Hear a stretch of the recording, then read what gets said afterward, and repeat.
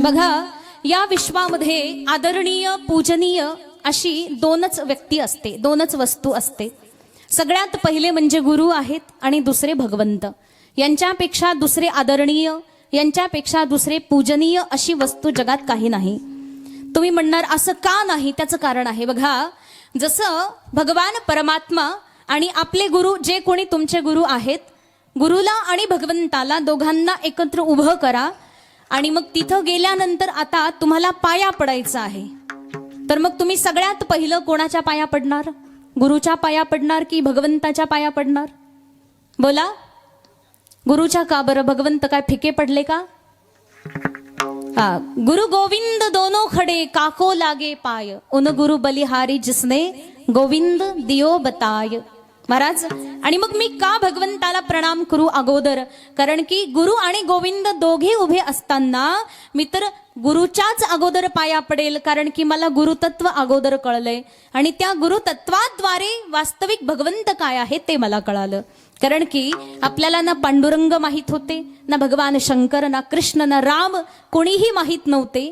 त्याच्या अगोदर आपल्याला आई वडील माहित होते, त्यानंतर आचार्य गुरु आपल्याला माहित झाले आणि यांच्या माध्यमातून, यांच्या गुरुत्वाच्या भूमिकेच्या माध्यमातून आज आपण भगवान परमात्म्याला ओळखू शकतो. याच्या कारणाकरता सगळ्यात पहिले आदरणीय कोण आहेत? ते म्हणजे गुरु आहेत. म्हणून गुरुला सर्वप्रथम आपण आदराचं स्थान दिलं पाहिजे. आणि मग या सगळ्या आपल्या दिव्य अशा परंपरेच्या शृंखलेमध्ये सगळीकडे जर पाहिलं तर एक तत्व आपल्याला सगळ्यात पहिलं ठळक पाहायला मिळतं. कुठेही प्रमाण शोधा महाराज, असं एकही स्थान मिळणार नाही जिथे संतांच्या शिवाय आपलं काम चालतंय. बघा, संतांची पायी हा माझा विश्वास, सर्व भावे दास झालो त्यांचा. महाराज म्हणतात की संतांच्या चरणावरती एवढा दृढ विश्वास मला आहे आणि मी सगळ्या भावानं त्यांचा दास आज झालेलो आहे. का बरं महाराज? एवढं काय पडलं तुमचं की संतांचे दास व्हायला आज तुम्ही तयार झाले? ते म्हणतात मला विश्वास आहे. कशाचा? तेची माझे हित करीती सकळ. बघा, इथे विलक्षण केलं बाकी सगळ्याला, तेची असं म्हटलेत. तेची का बरं? म्हणजे बाकी सगळ्याचं व्यावर्तन केलं, बाकीला सारा मागे, बाकी सगळ्याला मध्ये आणायचं नाही. केवळ ते संतच आहेत जे की माझं सगळ्या प्रकारे कल्याण करू शकतात आणि हा मला विश्वास आहे. जेणे हा गोपाळ कृपा करी. जसं भागवताने सांगितलं, साधूनाम दर्शनम पुण्यम सर्वथाग हरम परम. बघा, साधू महापुरुषांचं दर्शन एवढं अद्भुत आहे, सगळ्या प्रकारचं पाप तत्क्षणात नष्ट होतं. बघा, जो जीव, जसं त्या ठिकाणी संत महापुरुषांच्या अंगामध्ये असणारी विनम्रता, असणारा भाव, तो दिव्य भावच त्या ठिकाणी समोरच्या व्यक्तीला पूर्णतया पवित्र करून टाकतो. असा काय भाव असतो बरं संतांच्या हृदयामध्ये? जसं काल परवाला भागवताच्या कक्षेमध्ये मी श्रवण केलं की संपूर्ण श्रीमद भागवत महापुराण एक दिव्य असा मोठा विशालकाय ग्रंथ आहे. आता तुम्हा सर्वांना भागवताचा चांगला परिचय आहे. केवढा मोठा ग्रंथ आहे. 18,000 श्लोकामधून एखादा श्लोक उच्चारण करता आला आपल्या जिभेला तरी नशीब. आणि मग एवढ्या मोठ्या ग्रंथावरती ज्यांनी एवढी सुंदर भावार्थ दीपिका नावाची टीका लिहिली असे साधू महापुरुष म्हणजे श्रीधर स्वामीजी.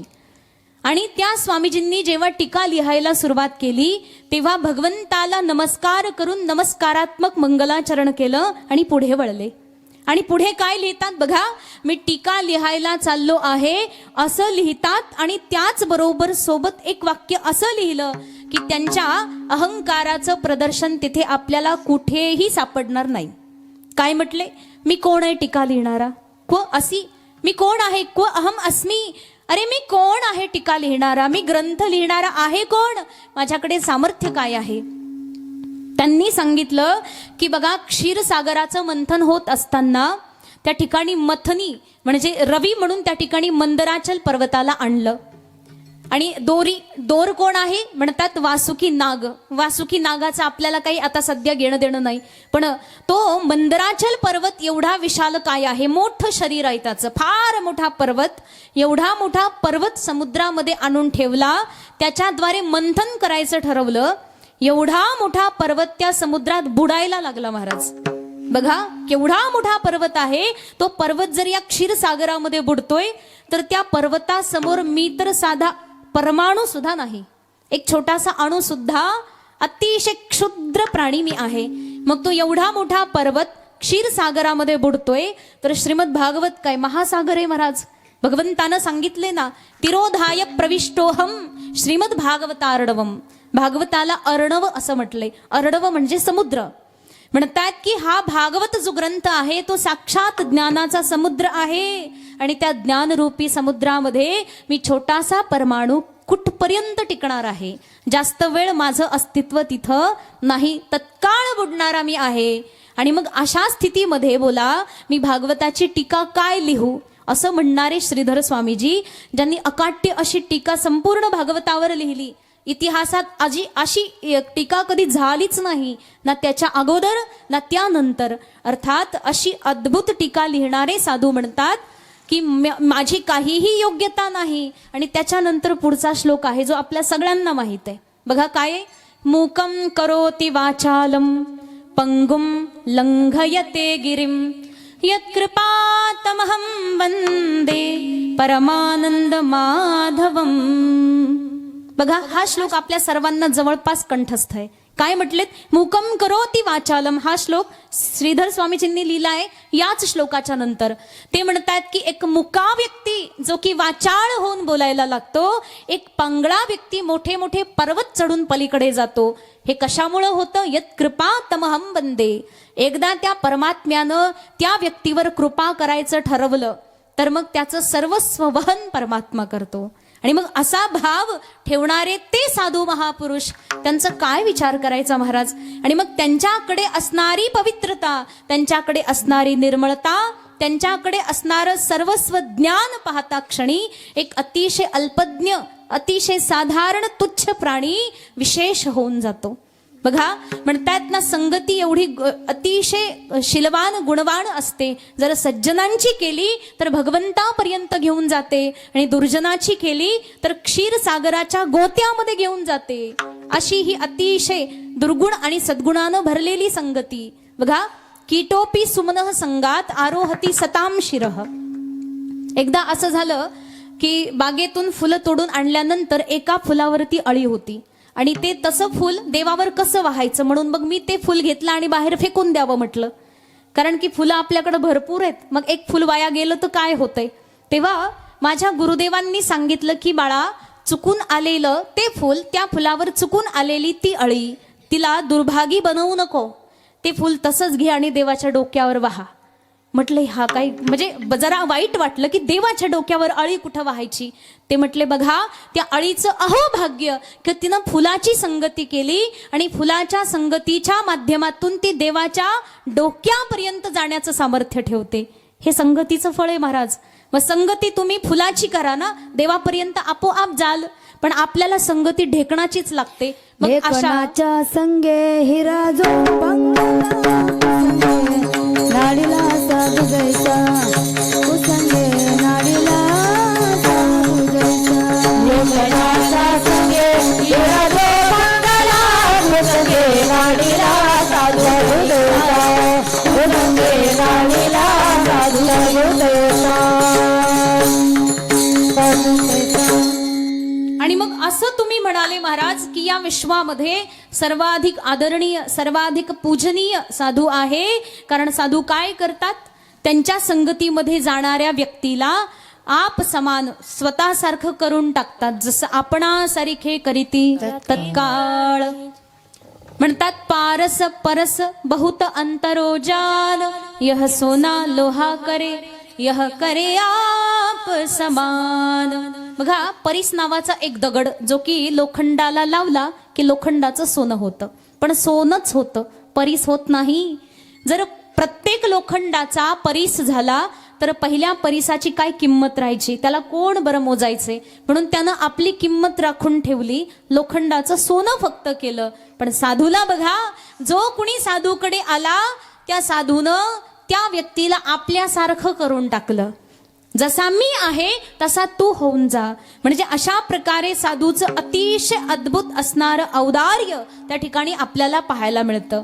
मग महाराज, एवढं सगळं औदार्य साधूकडे आहे तुम्ही म्हणतात. साधू ही जगात पूजनीय आहे, वंदनीय आहे. या विश्वात केवळ साधू एकमात्र असं तत्व आहे जे अद्वितीय आहे असं तुम्ही म्हणतात. त्यांच्याकडे असं काय आहे काय महाराज जरा सांगा ना. अभंगाच्या पहिल्या चरणात. पवित्र सोवळी पवित्र सोवळी पवित्र सोवळी पवित्र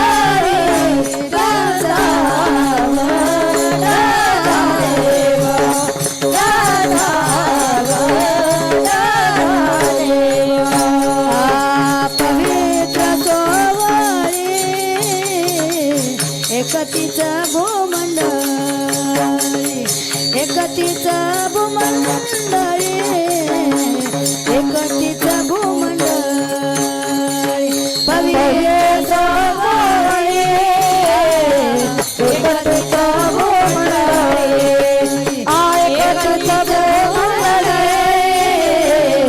एकतीचा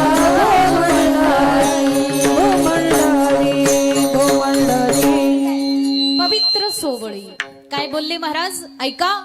तुमचा प्रश्न होता ना की या जगामध्ये साधूच का बरं पूजनीय आहे, त्याच्या व्यतिरिक्त दुसऱ्या माणसाची पूजा केली तर काय हरकत आहे. म्हणतात ऐका, साधू पूजनीय असल्याचं कारण दिलंय कारण साधू पवित्र आहे.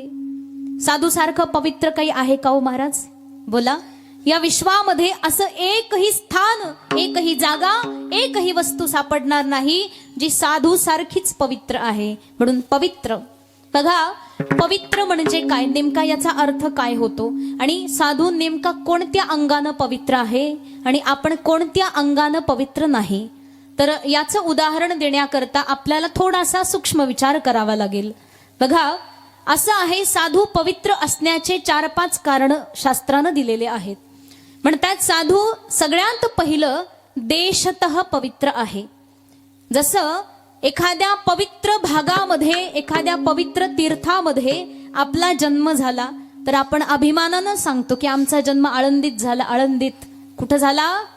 आमचा जन्म पंढरपुरामध्ये झाला. अहो, आमची आई काशीमध्ये होती तेव्हा आमचा जन्म झाला. म्हणजे थोडक्यात एखाद्या पवित्र तीर्थामध्ये जर आपला जन्म झाला तर त्याला आपण आपलं कृतकृत्य, कृतार्थ असं समजतो. म्हणतात पवित्र तीर्थामध्ये जन्म झाला म्हणून आपण पवित्र होऊ शकतो कदाचित, परंतु साधू कुठेही जन्म घेतात ते तीर्थ पवित्र आपोआप होऊन जातं. बघा, असे आपल्याला पवित्र तीर्थाची गरज आहे आणि साधू जिथे जातात ते तीर्थ बनून जातं. बघा, या विश्वामध्ये जेवढे काही तीर्थ आपण फिरतो, जेवढे धाम आहेत, 4 धाम आदी आदी करून जेवढे सगळे तीर्थ आहेत, हे सगळे तीर्थ झाले कधी बरं? हे सगळे तीर्थ तेव्हा झाले जेव्हा कुणीतरी एक साधू जिथे की अखंड नाम जप करतात, कुणीतरी साधू अखंड सेवा करतात, भजन पूजन शास्त्र चिंतन तपस्या करतात आणि त्यांच्या तपापोटी भगवंत प्रसन्न होऊन दर्शन देण्याकरता आले म्हणून ती जागा पवित्र झाली.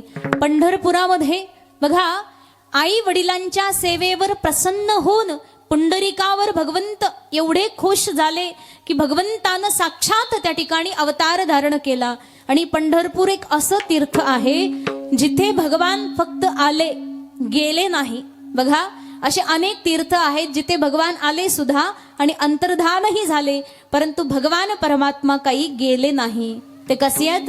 युगे 28 विटेवरी उभा, वामंगी रखुमाई दिसे दिव्य शोभा. हे कशामुळं झालं? अच्छा, हे तीर्थ पहिलं नव्हतं का महाराज? अच्छा, हे जे तीर्थ आहे हे तर खरं तर अजर अमर आहे, परंतु नैमित्तिक प्रलयामध्ये कदाचित हे तीर्थ कुठेतरी विलुप्त होतं. परंतु अशा थोर महापुरुष संत महापुरुषांच्या दिव्य संगतीच्या माध्यमातून त्या तीर्थाला तीर्थत्व येतं. आणि हे संत महापुरुषांचं एक असं तीर्थ आहे जे तीर्थ आपल्या घरी चालून येतं. बघा, तुम्हाला जर म्हटलं त्रिवेणी संगमी स्नान करायला जायचंय तर निदान तिकीट तर काढावं लागेल. आजकाल तिकीटही लवकर लवकर मिळत नाही. कसं तरी तिकीट काढून पैसे खर्च करून सोयी करून बॅगा वागावून कसं तरी तीर्थाला आपण जातो. तेव्हा कुठेतरी धक्क्या बुक्कीमध्ये स्नान घडतं. बघा, हे तीर्थ केवढं महागडं आहे. परंतु संत एक असं तीर्थ आहे जे जगात सगळ्यात पवित्र आहे, तीर्थालाही पवित्र करणारं आहे, ज्याला म्हणतात पवित्राणाम पवित्रम यो मंगलानाम च मंगलम. की पवित्र वस्तूलाही पवित्र करण्याचं सामर्थ्य ज्या भगवंताच्या नामामध्ये आहे. एक अतिशय मंगल वस्तूलाही मंगल करण्याचं सामर्थ्य भगवंताच्या नामामध्ये आहे. आणि या नामाचा निरंतर आश्रय ज्यांनी घेतलेला आहे ते संत स्वाभाविक पवित्र होऊन जातात. आणि ते पवित्र झालेले संत जिथे जातात तिथं सगळं तीर्थ बनून जातं. म्हणजे बघा, आज इथे चैतन्य कानिफनाथ महाराज आले. आपण काय लिहिले पत्रिकेमध्ये? त्यांच्या पदस्पर्शाने पुनीत झालेली भूमी. म्हणजे बघा, ही भूमी पहिली त्या प्रकारची पवित्र नव्हती, परंतु कानिफनाथ महाराज आले, त्यांचा दरबार सजला. थोडक्यात ही भूमी कृतकृत्य झाली. शास्त्र सांगते कुलम पवित्रम जननी कृतार्था वसुंधरा पुण्यवतीच तेन. पवित्र तो देश पवित्रते कुळ पावन तो देश जेथे हरीचे दास जन्म घेती. बघा, ते कुळ अतिशय पवित्र, तो देश अतिशय पवित्र, ज्या भागामध्ये संतांचे भगवंताचे दास थोर महापुरुष संत जन्म घेतात अथवा त्यांचं पदार्पण त्या ठिकाणी होतं.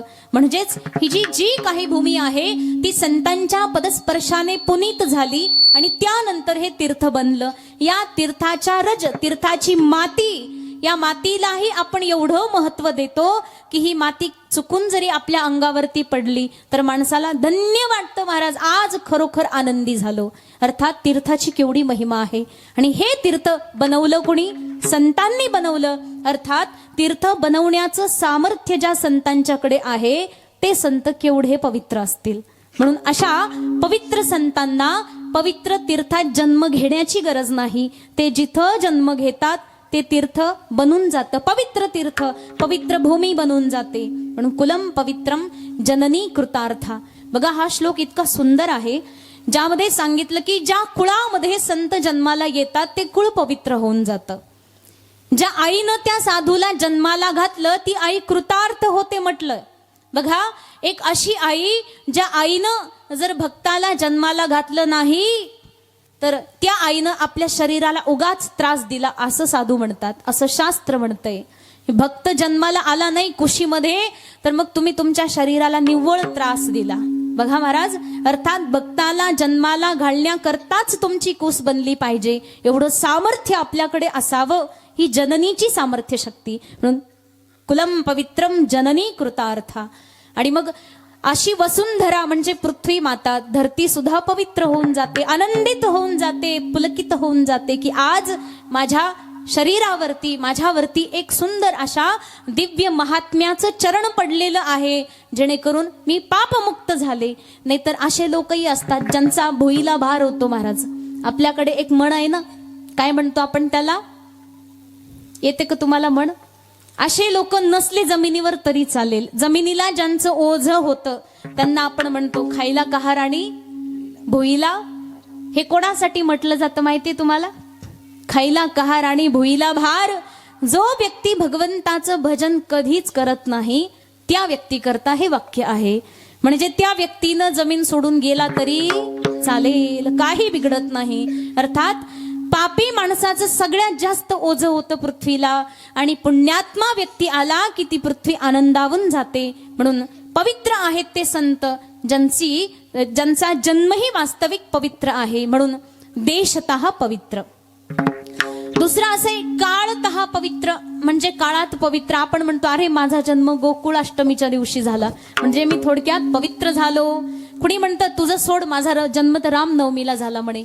असं करून एक एक व्यक्ती आपले आपले जन्म सांगायला लागतो आणि मग चांगल्या तिथीला आपला जन्म झाला म्हणून आपण चांगले, पवित्र तिथीला जन्म झाला म्हणून आपण पवित्र. अर्थात ही सगळ्यात मोठी भ्रांती आपली आहे. असू द्या, थोडे पुण्यवान नक्कीच आहोत, नाहीतर मग कुणी कधीही जन्म घेतं, कधी मरतं. परंतु जन्माला आणि मरणालाही मुहूर्त असतो महाराज. चांगल्या मुहूर्तामध्ये चांगली कुंडली बनते. परंतु इथं असं आहे, साधूला पवित्र वेळ काळ पाहावी लागत नाही. साधू ज्या वेळी जन्माला येतो ती वेळ पवित्र होऊन जाते. जसं बघा ना, तुकोबाराय आहे, माऊली आहेत, या सगळ्या संत महात्म्यांनी ज्या दिवशी अवतार धारण केला त्यांची जयंती पुण्यतिथी आपण आज उत्सवात साजरी करतो. का? कारण तो पवित्र दिवस आहे. कशानं पवित्र? अहो साधू जन्माला आले. अर्थात ते काही कुठली तिथी गाठून आले नव्हते, परंतु ते ज्या तिथीला आले ती तिथी पवित्र करून गेले. हे सामर्थ्य साधूकडे आहे. म्हणजे ते काळतः पवित्र, देशतः पवित्र, काळतः पवित्र. तिसरं म्हणले कुळतः पवित्र, ते कुळानं सुद्धा पवित्र आहेत. आपण म्हणू की आमचे वडील असे, आमचे आजोबा, आमचे पंजोबा. एखाद्याला वाटेल की आम्ही अमुक अमुक संताचे 3रे 5वे 7वे वंशज आहोत. अशा प्रकारे म्हणणारे लोक खरंच भाग्यशाली आहेत. परंतु एखाद्या कुळावरून आपला अभिमान दाखवण्याचं काम असं नसतं. बघा असं आहे, म्हणतात की साधू असे असतात की एखाद्या राक्षसी कुळात जरी जन्माला आले तरी त्या कुळाला पवित्र करून टाकतात. बघा भक्तराज महाराज प्रल्हाद राक्षसाच्या पोटी जन्माला आले महाराज, परंतु त्यांचं पुण्य प्रताप एवढा अगाध होता की संपूर्ण कुळाला पवित्र करून गेले. हे असे कुळतः पवित्र साधू असतात, ज्यांना पवित्र करण्याकरता कोणत्या पवित्र कुळाची गरज नाही. ते ज्या कुळात जन्माला येतात ते कुळ पवित्र करून टाकतात. हे आहे कुळतः पवित्र. आणि याच्याही पुढे जर सांगायला गेलं तर महाराज हे साधू स्वभावतः पवित्र आहेत. विठ्ठल विठ्ठल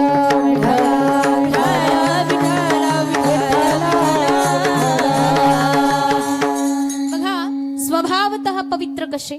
म्हणतात की आपला स्वभाव कसा आहे हे सांगू नका. एखाद्याचा स्वभाव रागीट, एखाद्याचा असा, एखाद्याचा तसा. अहो महाराज हे सगळं खोटं आहे.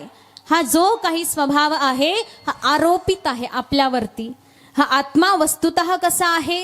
हा आत्मा सर्वथा पवित्र, हा अतिशय शुद्ध आहे. परंतु या शुद्ध आत्म्याला न ओळखता तो व्यक्ती अज्ञानाचं पांघरुण घेतो आणि स्वतःला अज्ञानी, अल्पज्ञ, सुखी, दुःखी अशा भ्रांतीमध्ये जगतो. परंतु वस्तुतः तो स्वाभाविक अत्यंत दिव्य आहे, अत्यंत पवित्र आहे. परंतु हे संतांशिवाय दुसरं कोणालाच माहित नसतं. आणि कशामुळं असतं महाराज? बघा, एक 2 प्रकारे साधू बनवू शकतात. 2 प्रकारे. एक तर स्वयंसिद्ध आहेत आणि एक तपस्सिद्ध. म्हणजे जन्माला आल्यानंतर तप करून करून करून जे सिद्ध झाले ते तपस्सिद्ध. आणि जे स्वयंभू जन्मल्या बरोबर जे सिद्ध आहेत ते स्वयंभू. जसे माऊली ज्ञानेश्वर महाराज आहेत, जसे भगवान आदि शंकराचार्य महाराज आहेत. या सगळ्या साधू महापुरुषांना काय करायची गरज होती? त्यांनी सर्वथा लोकाला उपदेश देण्याकरताच अवतार घेतला. कारण की कसे, त्या संतांना पाहवत नाही ना. बुडते हे जन न देखवे डोळा, येतो कळवळा म्हणून येतो कळवळा.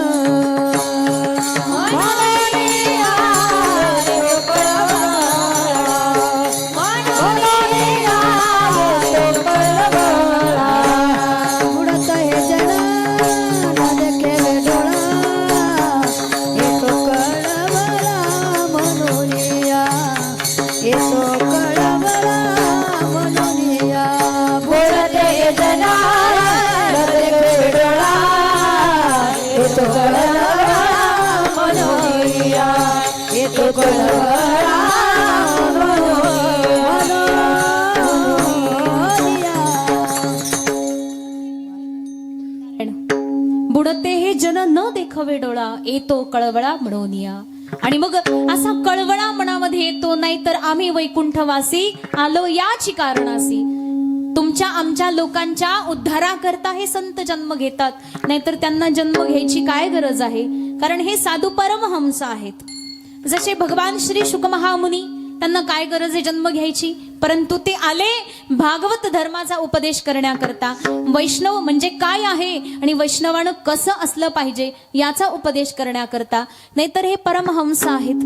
बघा, एक हंस असतो, एक परमहंस, याच्याही अगोदर एक हंस असतो आणि एक बगळा असतो. बगळा छोट्याशा डबक्यामध्ये सुद्धा बुडूक त्या ठिकाणी उड्या मारून मारून खुश राहतो, छोट्या छोट्या माशांना पकडून खुश राहतो. परंतु हंस जे आहेत ते साध्या तलावामध्ये उड्या मारत नाही. हंस केवळ मानस सरोवरामध्येच स्नान करतात, मानस सरोवरामध्येच विलीन होतात, असे आहेत हंस. कारण हंसाची काय गती आहे, साराचं ग्रहण करायचं, असाराला त्याग करायचं. जसं म्हणतात ना, बगळं आणि हंस दिसायला सारखे, परंतु निरक्षीर विवेकेतो हंसो हंस बको बकः. दूध आणि पाणी एकत्र असतं, त्यावेळी त्या दुधामधला सार जो ग्रहण करतो, पाण्याला बाजूलाच टाकतो, त्याला हंस असं म्हणतात. तसंच संत आहेत, असार संसाराला त्याग करतात आणि केवळ सार परमात्म्याच्या नामालाच ग्रहण करतात. सार सार सार विठोबा नाम तुझे सार, सार सार सार विठोबा नाम तुझे सार, सार सार सार विठोबा नाम तुझे सार, सार सार सार विठोबा नाम तुझे सार. निशुळ पाणी जपत असे वारंवार, म्हणून निशुळ पाणी जपत असे वारंवार. सार सार सार विठोबा नाम तुझे सार, सार सार सार विठोबा नाम तुझे सार. हरले तोला पाणी जपत असे वारंवार, हरले तोला पाणी जपत असे वारंवार. सार सार सार विठोबा नाम तुझे सार, सार सार सार विठोबा नाम तुझे सार, सार सार.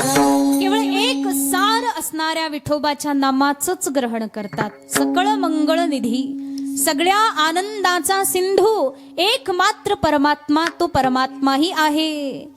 सर्व सुखाचे आगर बाप रखुमा देवीवर, तुझे पायी सुख सर्व आहे.